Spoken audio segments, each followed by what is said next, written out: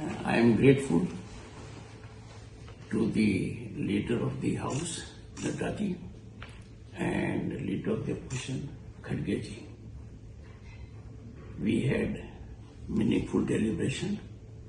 about the issue that is agitating the mind of judiciary. It is for the first time since independence that a Chief Justice has,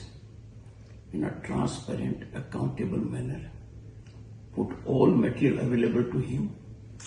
in public domain and shared it without keeping anything with the court.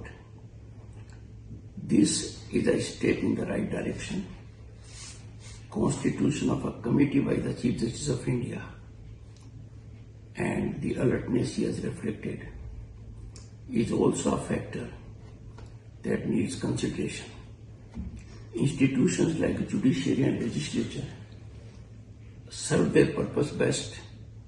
when their in-house mechanism is effective, fast, and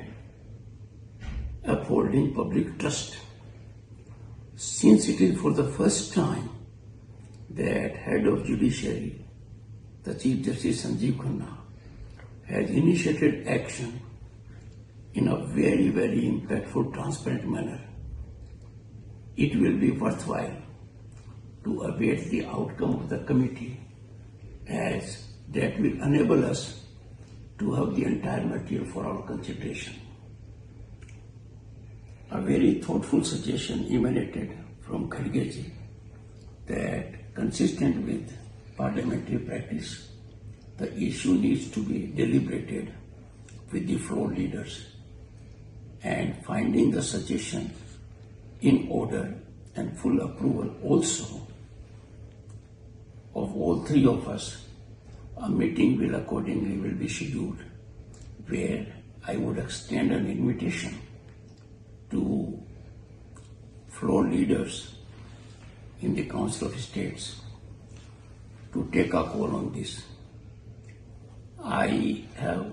indicated firmly that steps taken so far by the Chief Justice of India, Sanjeev Khanna, are unprecedented if we go by past performance, and no effort will be spared to make available in public domain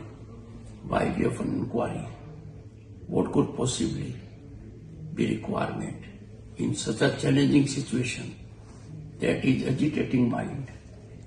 of members of the judiciary, members of the bar, parliamentarians and public at large. I will schedule a meeting and send intimation as suggested by Khadgeji and Naddaji in this direction. I am grateful for their very deep understanding, as both of them with rich experience, both being presidents of their respective political parties and holding constitutional offices, have believed that institutions in the country must blossom only with integrity and public commitment,